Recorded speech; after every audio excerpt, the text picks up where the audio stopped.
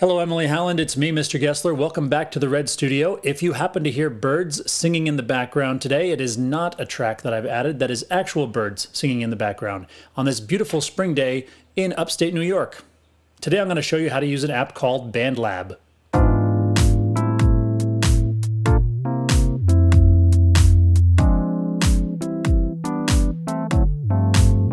So as the school year is gradually winding down, I just want to say I've had a lot of fun interacting with you guys through these videos. It's always fun to hear what you thought was funny or what you thought was cool. And I always like to see when you get good grades on Google Classroom because it means you're understanding what I'm saying, which is going to be really helpful when we're back in the classroom or when you're back in an ensemble. So today I'm going to show you something called BandLab, which is a music interface a lot like GarageBand. I'll admit it's not as good as GarageBand, but you don't need an Apple device to use it, and it's free online. So like last time, I'm going to show you my screen while we work, and we're going to make a couple of projects together. Let's start by going to bandlab.com, and you're going to get this screen right here. Now this is a music website with a social element to it, which means that you can interact with other musicians, you can create things, you can share them, you can look at other people's music. Whenever you make an account for something like this, you should work with an adult, a parent or a guardian. Always be careful about what information you put out on the internet. I'm going to log in, and you'll see that I haven't really done a lot with this page yet. I actually just created a profile so that I could share this with you guys. I have 0 followers. I'm following 0 people. I haven't published anything. I'm just going to go up here to this Create tab. And this screen is going to pop up. All of these tabs assume that you can plug an instrument into your computer. Right now, we're just going to focus on this one that says Instruments. Now, every time you create a new track in this program, it's going to give you a piano by default. We can change that later, but let's keep it for now. If you happen to have a MIDI keyboard around the house, you could plug that into your computer and play the keyboard, but I'm going to assume most of us don't have that. So what we have instead is this interface at the bottom, 2 octaves of a keyboard. Each key has a letter on it. Those letters correspond to the keyboards on your computer. So these are not like the letter names that we know, especially if you've taken piano lessons before. The way this works is that if I wanted to play a C major scale, I would start with Z, and I would play the notes across the bottom of my keyboard like this.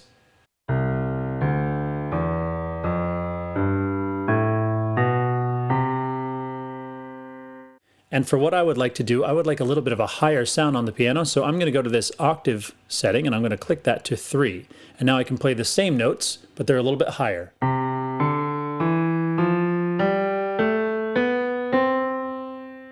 So I'm looking around at some things that you'll recognize, like the play button and the record button. No problem there. Let's try recording something. Harry!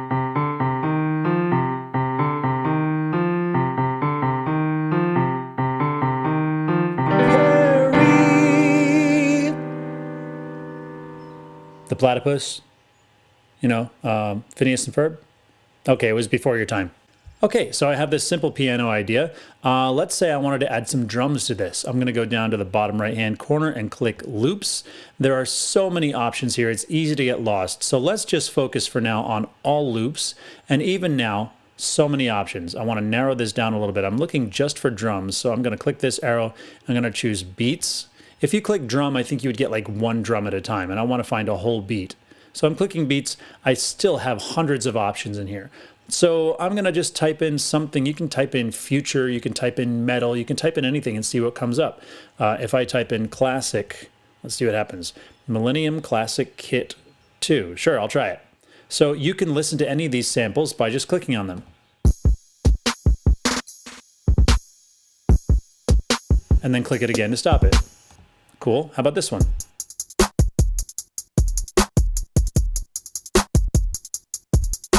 I think that's the one I want.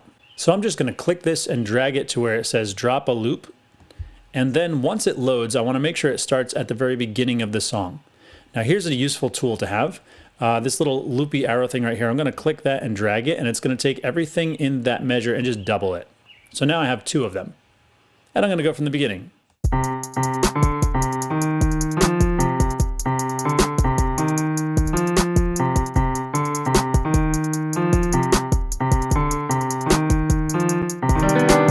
Something is really not right about that. Let's see if we can figure it out. The piano and the drums are not really lined up. So Here's what I need to do. I'm going to delete both of these. There's something very important up here called the metronome. This tells me how fast or slow the song is going to go. I think I would like this to be pretty fast, like maybe 140 beats per minute or BPM. Now I want to go over here to this icon. That turns on the metronome. The metronome makes this clicking sound. And it lets me know how fast or how slow to play the music. If I don't follow the metronome, any drum loops that I put in are not going to line up with what I played. So let's try it with the metronome this time. That means that I'm going to hear 4 clicks, and that's going to tell me how fast to go, and I have to jump in right after I hear those 4 clicks. It's going to sound like this. 1, 2, 3, 4, and then I play.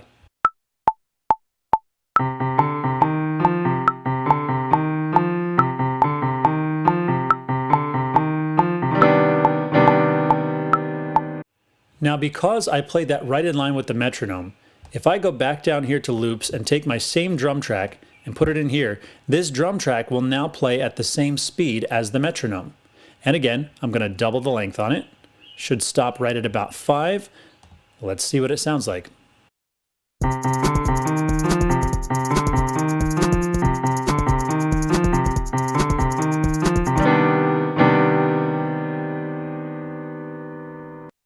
Okay, much better. That lines up nicely, but it's not perfect for 2 reasons. 1, I'm not perfect.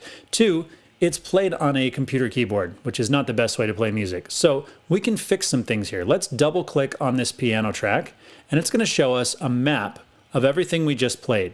If you look closely, you'll see some numbers here. 1 means measure 1, 2 means measure 2, 3 means measure 3, all the way. It basically just gives us a map of the notes that we played.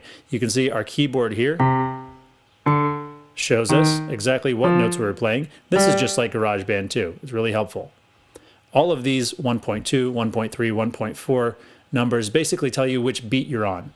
And my notes are not exactly lined up with the beats. They're pretty close. So I'm going to highlight all of this. Just going to click and drag over it. And I'm going to go to this magic button right here that says quantize. Now I won't explain this now, but I'm just going to turn this to 1/8. It'll work at 1/16, but this will give us fewer mistakes. I'm going to click on quantize and watch what happens with all these little bars. They all move left or right and scoot around to sort of match the metronome. So let's listen to it now.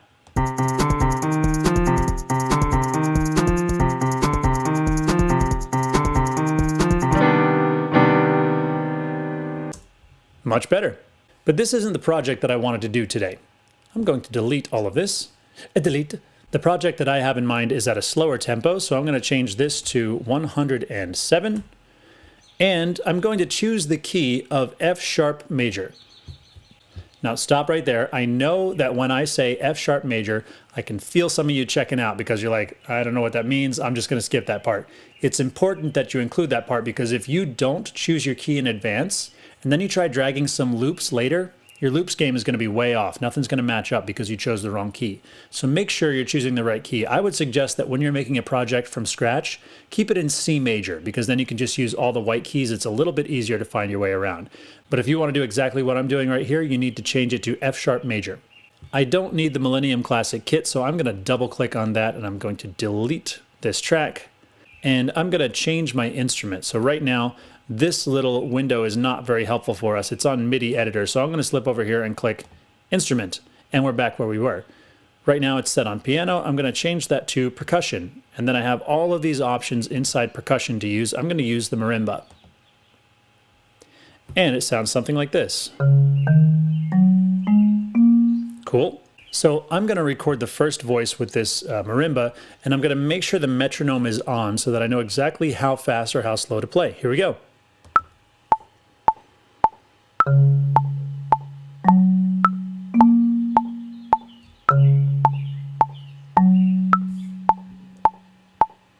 Going to stop right there. That is 4 measures of music, and I want to make sure that my notes are exactly where I want them. So again, I double click on it. I highlight all the notes that I've played, and I hit the magic quantize button. Boink. And everything's lined up properly now. I also want to make sure that this note goes all the way to the end of measure 4, so it goes all the way up to measure 5. Now I have a complete 4-measure idea. I can take this loopy arrow again and I can drag this out as far as I want to. In fact, I want to go so far with this that I don't have to think about it. I want it to repeat forever and ever and ever. going to stop right there at measure 53. That's enough. Going back to the beginning. All right.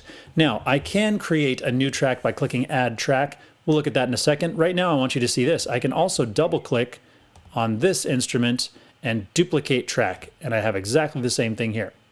So I'm going to take this track. Now that I have the same instrument, I'm going to put some new notes in. Go back to my instruments here.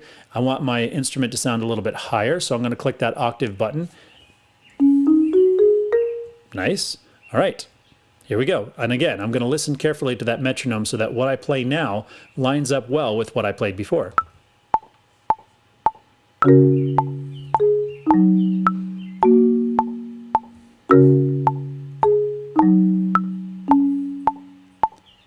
Again, that's enough. 4 measures of music. Let's make sure my notes are all lined up properly. Quantize. All right, I think we're good.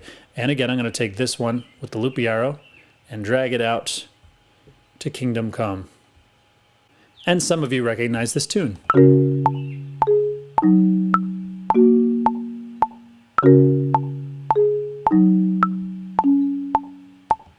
That's one of the themes from Minecraft, and if you know that song, you know that it plays like that for a very long time without many changes. But this is the foundation we're going to use. We're going to do our own sort of remix of this and make it a little bit more interesting. I'm going to create a new track just by clicking on Add Track, and this one I want to be a stringed instrument. So under Instruments, I'm going to choose Strings and String Orchestra. And I don't want it to start right at the beginning because I don't want everything to start at the beginning. I want the song to sort of build a little bit. So I'm going to start at measure 9. And if you want to follow along, you can see at the bottom of the screen which keys I'm playing. Here we go.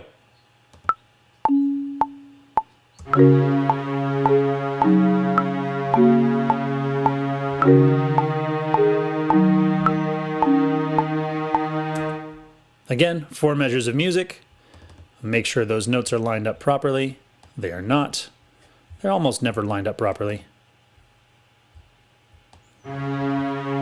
Quantize.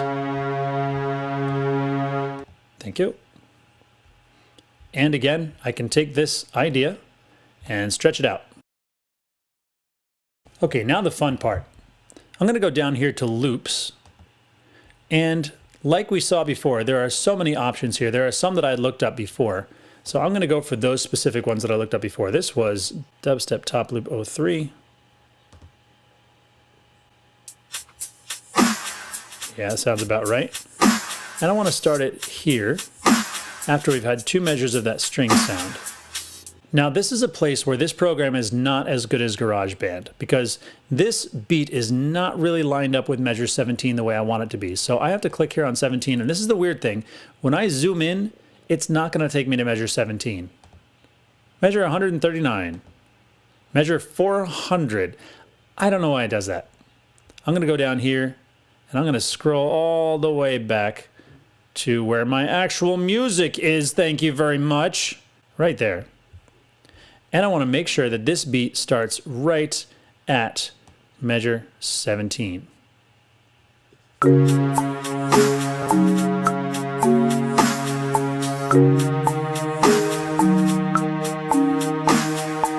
Cool. Notice something? It's just a little long. Now, this is another thing that I don't like about this program, but remember, it's free and it doesn't require an Apple product, so, you know. These measures are not always the right size. If I just click on this loopy arrow and start it over, the drums would not line up with the music after a while. In fact, I'd kind of like you to hear that. So I'm going to zoom out a little bit, and let's just click and drag, and click and drag, and click and drag. And by the time we get to about measure 40, it's going to sound like this.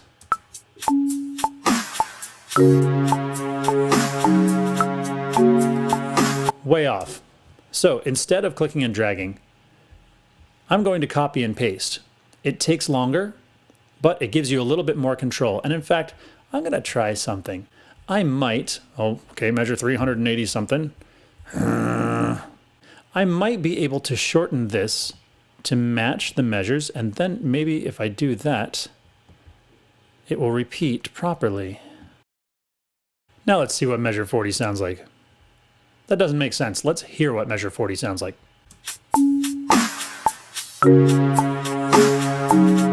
Problem solved. Very cool, very cool. So far we've been taking any idea and stretching it all the way to the end of the song. We don't always have to do that. For example, I can go down here to loops. So there was a particular drum I wanted to use earlier that was called All Night Kick, like when I used to share a bed with my brother when we were kids. There it is, and it was number 3.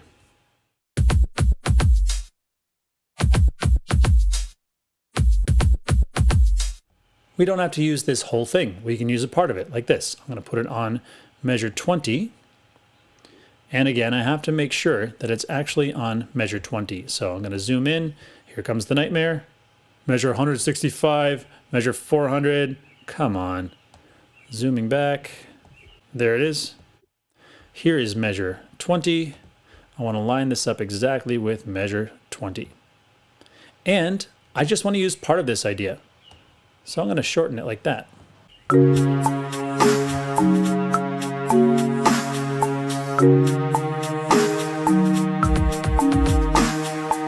Cool, that's kind of nice. So let's take this same idea and put it at measure 24 as well. But this one I am going to extend to the end of the song. All right, what else can we do? Let's find some keyboard sounds that we like. I'm going to add an instrument. And let's try a little bit of bass. How about do a synth bass and dirty wub? What does that sound like? You can click on this little play icon to find out. Cool. Let's try that one. Now we're going back to our keyboard.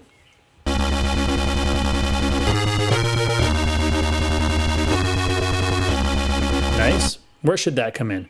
I would say right about here at 25. And I'm going to set it down to a lower octave. Oh yeah, that's nice. Here we go.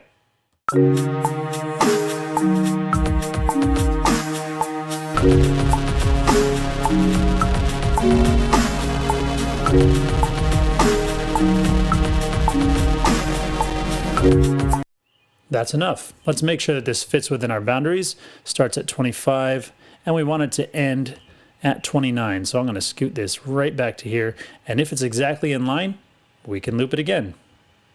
But I kind of want this idea to start a little bit later, so I'm going to scoot this down to, let's say, measure 33. Or no, 29. Let's go 29. Sure. Okay. There was something I found earlier called metallic lead. It sounds like this.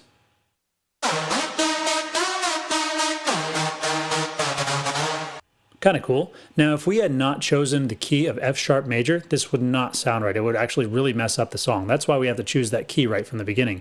I'm going to click this and drag it to measure 24-ish, 25. Let's try to line it up with measure 25. And again, if it stops on 29, then we know that we can repeat it and it will not mess up our rhythm. And I think we have room for one more instrument. We kind of could use a guitar in there somewhere. So, add track, instruments. It's going to give us a piano. We want to go for guitars. And let's try... Okay, let's try that. Now, electric guitar sounds usually don't sound that good on a keyboard anyway. We're going to make the best of this one. We're going to start at about the same time as instrument 3. Here we go.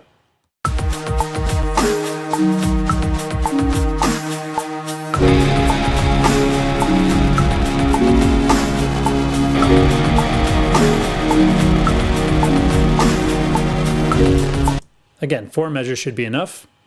And let's make sure we start on 29 and that we end on 33. That way we can loop this thing. All right, now we got lots of stuff going on here. Let's give it a listen from the beginning.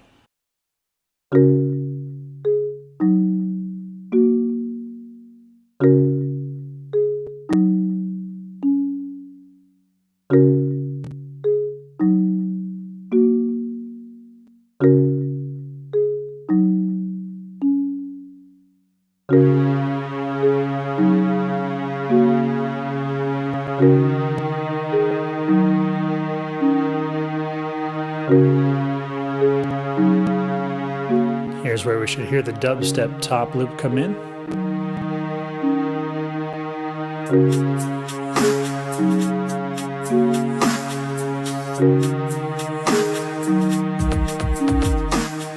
Nice.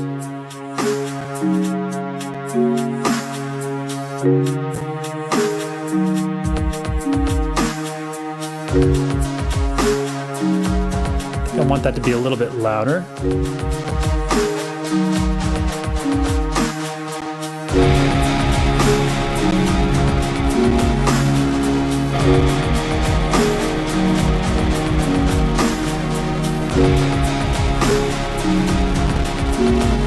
You can adjust all these volume controls as you go, so you come up with something you like.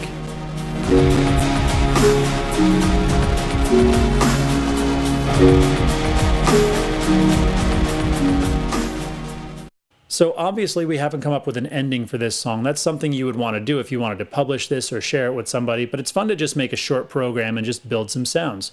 If you want, you can skip over the keyboard part and just build an entire song with loops. There are so many to choose from. Just be careful when you do that to be thoughtful about the loops that you choose, because if you just load it up with a bunch of drums, it's not going to sound right. Try something that's a contrast, a little bit of a high sound, a little bit of a low sound, a little bit of a fast moving kind of sound, and another one with some long notes in it. Okay, so that's really all I had to share with you this week. I hope you enjoy this program. If you have any particular questions about it, you're welcome to email me and I can try and help you figure that out. There is no new homework this week. So if you still have homework to catch up on, you have some time to do that. And of course, you can always email me about that too if you have any questions. Those of you who have younger brothers or sisters may be aware that I've been showing them how to use Chrome Music Lab. I've been showing them the very basic elements of Chrome Music Lab. We're about to move on to the more advanced stuff, and I would like to show you that next week, how to use some of the advanced features in Chrome Music Lab. All right, have a great week. Enjoy the weather. Be safe. Hopefully I'll see you soon.